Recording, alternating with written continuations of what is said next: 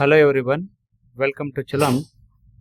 Karnataka university, Haveri university ಮತ್ತು ಬೇರೆ ವಿಶ್ವವಿದ್ಯಾಲಯಗಳ ಬಿಸ್ನೆಸ್ ಸ್ಟ್ಯಾಟಿಸ್ಟಿಕ್ಸ್ ಈ ಸಬ್ಜೆಕ್ಟ್ನಲ್ಲಿ ಮೊದಲೇ unit introduction and statistical investigation ಈಗಾಗಲೇ 3 ಪಾರ್ಟ್ ವಿಡಿಯೋಸ್ಗಳನ್ನು ನಾವು ನೋಡಿವಿ.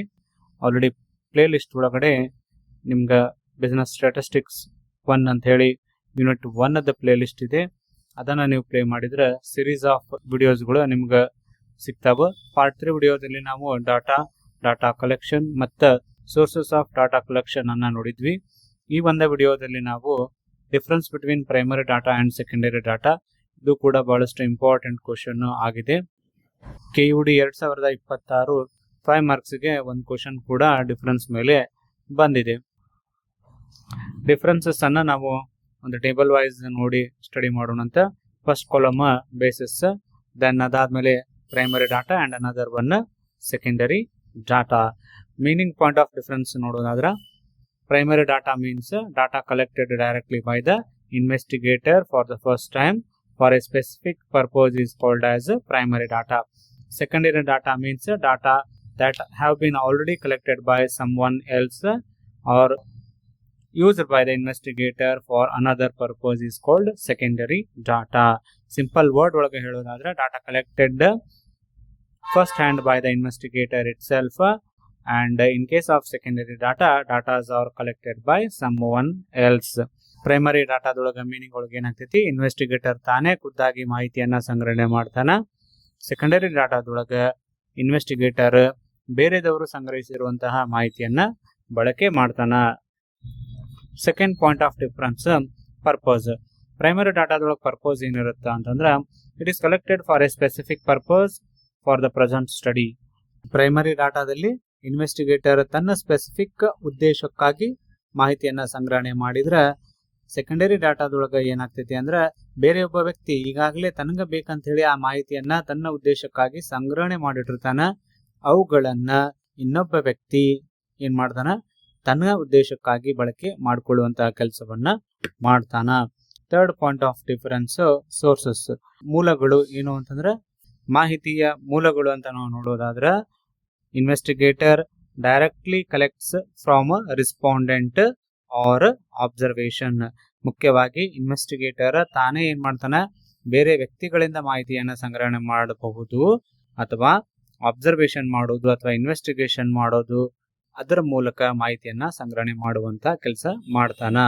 ಇನ್ ಕೇಸ್ ಆಫ್ ಸೆಕೆಂಡರಿ ಡಾಟಾದಲ್ಲಿ ನಾವು ಸೋರ್ಸಸ್ ಗಳನ್ನ ನೋಡಿದ್ರೆ, ಬುಕ್ಸ್ ಇರ್ಬೋದು, reports, website, government publications, RBI report ಗಳಿರಬಹುದು, ಕಂಪನಿ ಎನ್ಯುವಲ್ ರಿಪೋರ್ಟ್ಸ್ ಗಳಿರಬಹುದು, ಇವೆಲ್ಲ ಕೂಡ ನಮ್ಗೆ ಸೋರ್ಸಸ್ ಆಗಿರ್ತಾವ.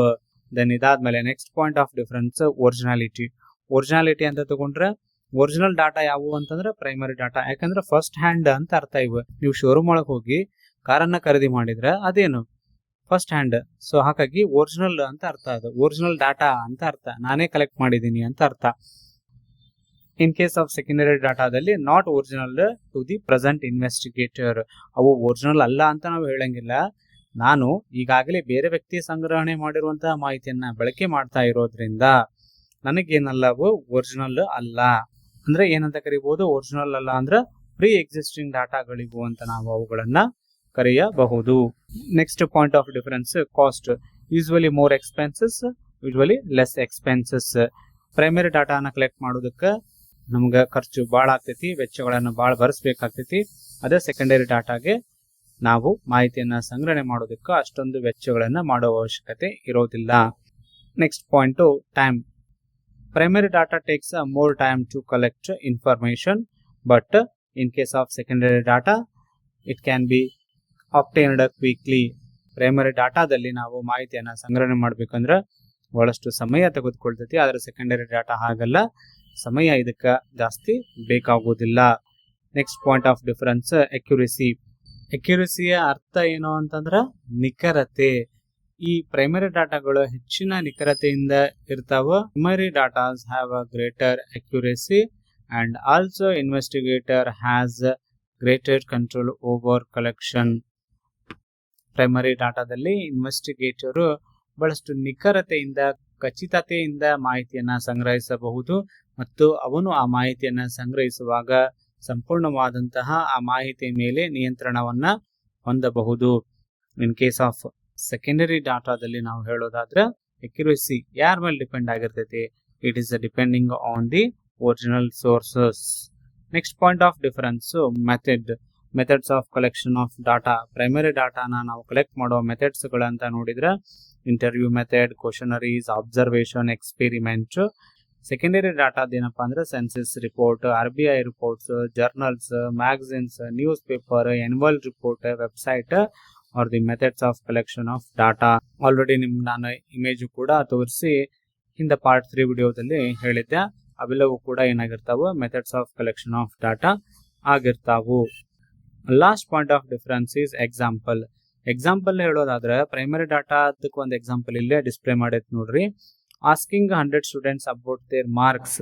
ಸ್ಟೂಡೆಂಟ್ಸ್ ಏನ್ ಮಾಡ್ತಾನೆ, ಖುದ್ದಾಗಿ ಒಬ್ಬ ಲೆಕ್ಚರರ್ ಕ್ಲಾಸ್ ರೂಮಿಗೆ ಬಂದು ನೀನ್ ಎಷ್ಟು ಮಾರ್ಕ್ಸ್ ತಗೊಂಡಿಯಾ PUC ಒಳಗ ಹೇಳು ಅಂತ ಹೇಳಿ ನಾನು ಅವರ ನೇಮು ಮಾರ್ಕ್ಸ್ ಅನ್ನ ಕಲೆಕ್ಟ್ ಮಾಡಿದ್ರೆ ಅದೇನು ಪ್ರೈಮರಿ ಡಾಟಾ.